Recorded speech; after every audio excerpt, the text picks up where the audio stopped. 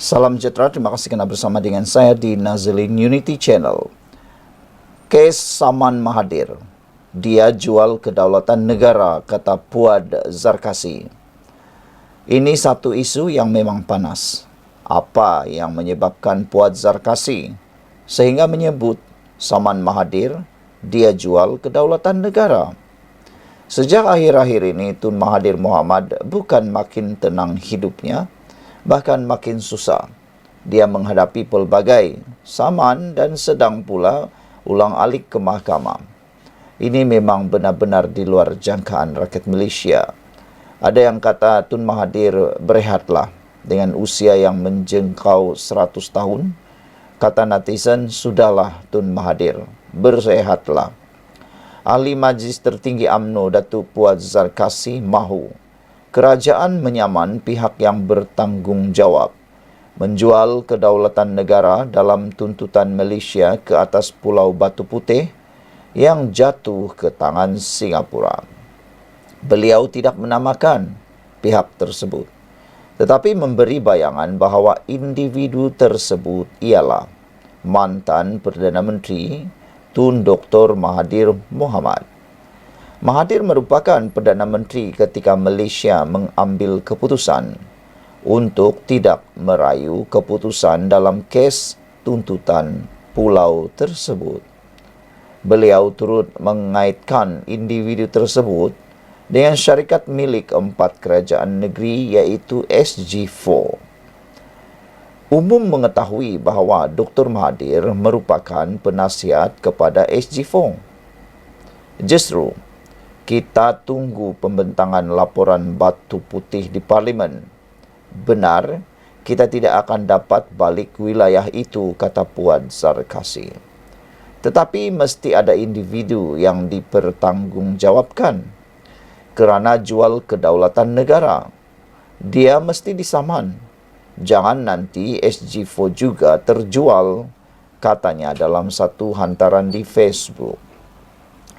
Terdahulu, Puad mengucapkan tahniah kepada Menteri Undang-Undang dan Reformasi Institusi, Datuk Azalina Othman Said atas kejayaan Malaysia dalam kes tuntutan Sulu. Tahniah Azalina and the team kerana Malaysia menang kes tuntutan Sulu. Mahkamah Agung Belanda menolak rayuan kumpulan Sulu, kata beliau. Ini kemenangan muktamad. Kita juga menang di Mahkamah Luxembourg, Mahkamah Rayuan Hague Belanda, Mahkamah Rayuan Paris di Perancis dan juga di Mahkamah Sepanyol.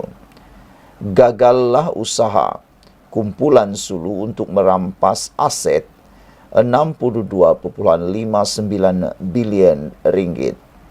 Bahkan, penimbang tara Dr. Gonzalo Stampa kena penjara 6 bulan. Ia bukan kerja mudah.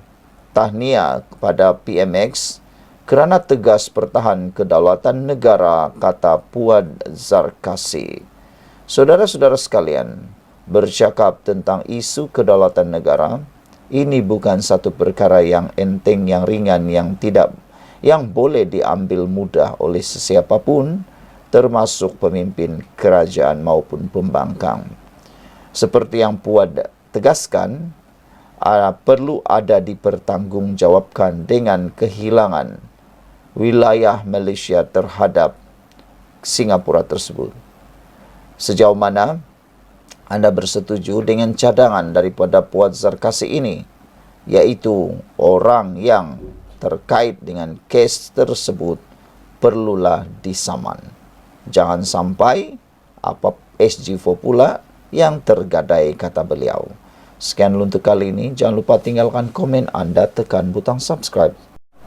Salam sejahtera, terima kasih kerana bersama dengan saya di Nazilin Unity Channel. Belum pun penamaan calon, Anwar Musa sudah yakin Barisan Nasional akan menang besar di Dun Mahkota. Hari penamaan calon PRK Mahkota belum tiba lagi, tetapi ahli jawatan kuasa PAS Pusat Tan Sri Anwar Musa sudah pun meramalkan kemenangan BN di kerusi Dewan Undangan Negeri Johor tersebut.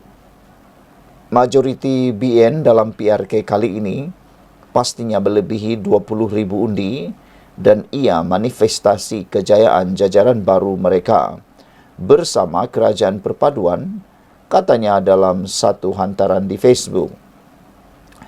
Ramalan beliau adalah berdasarkan keputusan pilihan raya negeri Johor yang lalu dan jajaran politik yang menjadikan Dewan Undangan Negeri Mahkota kubu terkuat BNPH Johor. Keputusan PRN Johor yang lepas menunjukkan BN beroleh lebih 16,000 undi, manakala PH beroleh lebih dari 11,000 undi. Jumlah undi BNPH Madani sudah ada hampir 28,000 undi. Ini menjadikan mahkota kubu terkuat BNPH Madani di Johor. Beliau turut menjangkakan majoriti yang diperoleh oleh BN melebihi 30,000 undi. Apalagi dalam PRK, dengan segala jentera kerajaan pusat dan kerajaan negeri yang sudah pun dikerahkan bekerja untuk tim perpaduan Madani, dijangkakan BN dengan mudah menambah undi mereka seperti di negeri, mungkin melebihi 30,000 undi. PH atau PN bermodalkan hanya 7,000 undi sahaja di PRN lalu. Lebih 20,000 undi lebih rendah dari undi diperoleh BNPH, kata Anwar Musa. Semalam BN menamakan Ketua Pemuda UMNO bahagian Keluang, Syed Hussein Syed Abdullah sebagai calon. PRK Dun Mahkota pada 28 September ini. Penamaan calon dan pengundian awal masing-masing ditetapkan pada 14 dan 24 September ini. Kerusi ini akan ditandingi oleh calon bersatu bagi pihak PN. Saudara, adakah ramalan seperti ini yang menyebabkan PAS telah pun berkompromi untuk menyerahkan kerusi itu kepada Parti Bersatu, yang mana menurut seorang ahli politik dan penganalisis politik, dia kata silap-silap hari bulan bersatu menjadi kambing hitam dalam pertembungan di Dun Mahkota. Hal ini kerana PAS tidak berani meletakkan calon di sana. Ada yang mengatakan PAS sudah dapat meramal kekalahan teruk.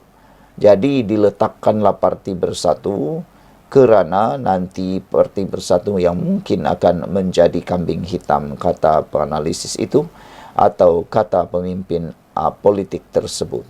Sejauh mana kebenarannya? Ada sedikit kebenarannya apabila termasuk Anwar Musa pun meramalkan bahawa BN akan menang di kawasan tersebut. Persoalannya ialah adakah kalau PAS yang bertanding di sana akan beroleh kemenangan? Tepuk dada, tanya selera. Sekian dulu untuk kali ini. Jangan lupa tinggalkan komen anda, tekan butang subscribe. Salam sejahtera, terima kasih kerana bersama dengan saya di Nazlin Unity Channel. Hari ini kita digemparkan dengan pengakuan dan juga penerangan daripada Anwar Ibrahim, Perdana Menteri yang ke-10. Anwar Ibrahim kata, tiada siapa saya nak dengki. Datuk Seri Anwar Ibrahim menafikan dakwaan pihak tertentu.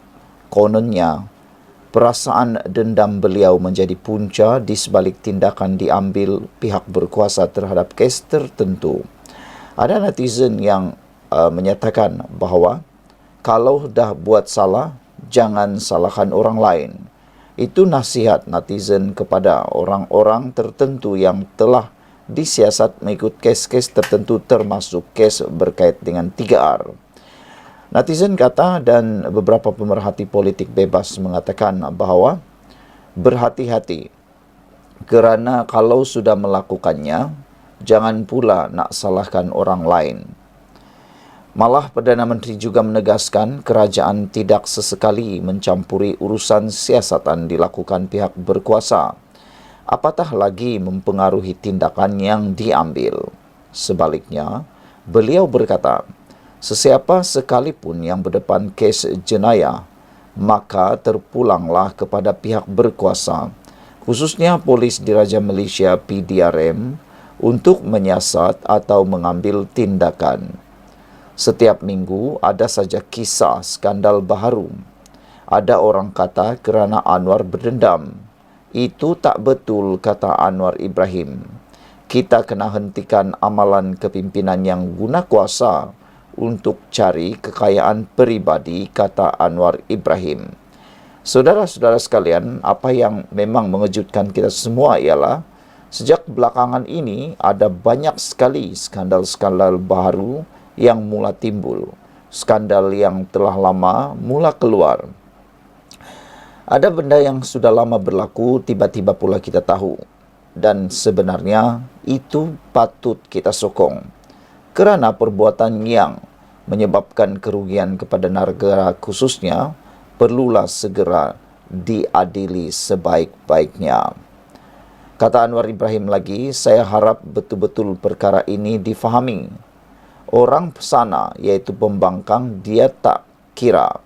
Saya tak kira, kata Anwar Ibrahim, siapa dalam soal penyiasatan. Ketua-ketua polis ada di sini. Siapa salah, ada kes curi motorkah, merompakkah, itu kerja polis. Polis tak tanya saya untuk siasat. Sama juga dengan kes lain, termasuk dalam kes yang besar, kata Anwar Ibrahim. Beliau berkata demikian ketika berucap pada Majlis Pelancaran Sambutan Bulan Malaysia Sehat Sejahtera Peringkat Kebangsaan 2024 dan Pelancaran Dasar Literasi Kesihatan Kebangsaan serta kempen perangi gula di Pantai Batu Satu di sini hari ini. Turut hadir Menteri Besar Negeri Sembilan, Datuk Seri Aminuddin Harun, Menteri Kesihatan Datuk Seri Dr. Zulkifli Ahmad dan Setiausaha Kerajaan Negeri Datuk Muhammad Zafir Ibrahim. Dalam pada itu, Perdana Menteri menegaskan amalan tidak betul dilakukan mana-mana pihak perlu diperbetulkan untuk mengelak rakyat yang akhirnya menerima nasib.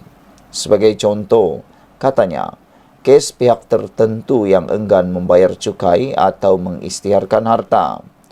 Orang kumpul berpuluh-puluh bilion tapi tak mau bayar cukai, tak mahu isytiharkan harta. Untuk apa kita kutip dana dari mereka? Untuk bayar bidang pendidikan hospital kesihatan. Kalau tak betulkan keadaan, beginilah amalannya. Negeri kaya tapi rakyat tak terbela, katanya. Ini bila ada siasatan, orang kata Anwar dengki. Nak dengki apa? Tiada siapa saya nak dengki, kata Anwar Ibrahim. Ia berkaitan soal menguruskan kewangan dan jika belanjanya 200 juta, maka 200 juta ringgitlah atau 1 bilion ringgitlah projek hospital, sedangkan kos sebenarnya 800 juta atau hospital tak siap. Semua ini kena fikirkan, tegas Anwar Ibrahim lagi. Sekian dulu untuk kali ini. Jangan lupa tinggalkan komen anda, tekan butang subscribe. Bye.